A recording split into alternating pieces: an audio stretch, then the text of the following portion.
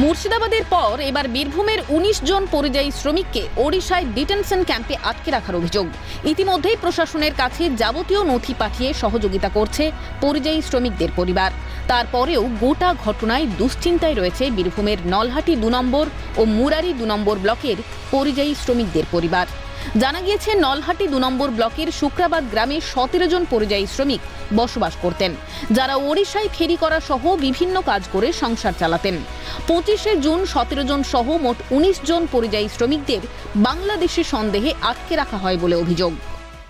আমি এসছি, আমার স্বামী রেমনাতে ব্যবসা করে, ওকে থানায় আটক করা হয়েছে। ওই কারণে আমরা বাচ্চা কাচ্চা নিয়ে খুব অসুবিধা। আমাদের গার্জিয়ান উনি, আমাদের পরিবারের সব সদস্যদের চালকও উনি না থাকাতে আমাদের ৪-৫ দিন ২৫ তারিখে বন্দি করেছে। সেই কারণে আমরা তৃণমূলের নেতার কাছে এসছি, যাতে অতি শীঘ্রই আমাদের ছাড়পত্র হয়। আমি তো এই তো খারাপ শুনছি, এই যে ভরা আছে, কোনো বিনা দোষে দোষী, কোনো দোষ নাই ঘাট না, আমাদেরকে ইনকাম করে এনে দেখায়। আমরা মা বাবা আছি, এই ৪-৫টা পরিবারে আমরা খেয়ে করি, ছেলে করি আনে আমরা খেয়ে।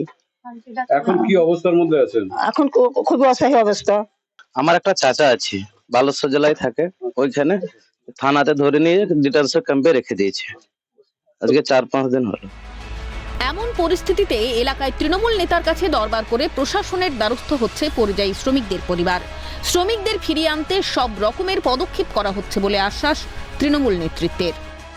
তাদের হাহাতাশায় যারা ভুগছে গরিব মানুষ, তাদের পাশে দাঁড়িয়েছি এবং তাদের ডকুমেন্টস নিয়ে আমরা প্রশাসনিকভাবে নলহাটি থানা ওসি এবং বিডিও, তাছাড়া আমাদের তৃণমূল দলের রাজনৈতিক নিম্ন থেকে একদম অঞ্চল থেকে, ব্লক থেকে, এমএলএ এমপি থেকে রাজ্য স্তর পর্যন্ত আমরা পৌঁছে দিয়েছি। আশা রাখবো যে তারা গরিব মানুষ, খেটে খাওয়া মানুষ এবং ফেরিওয়ালা মানুষ, তারা যেন উড়িষ্যা সরকারের কাছে আবেদন রাখবো, বাংলা সরকারের কাছে আবেদন, মাননীয়ার কাছে আমরা আবেদন রাখবো, তারা যেন অতি শীঘ্রই ছাড় পায়।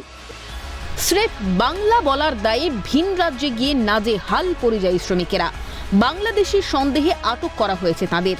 এখন কতদিনে বাড়ি ফিরবেন তারা, সেদিকেই তাকিয়ে পরিবারের সদস্যরা। বীরভূম থেকে ভোলানাথ চক্রবর্তীর রিপোর্ট, ক্যালকাটা নিউজ।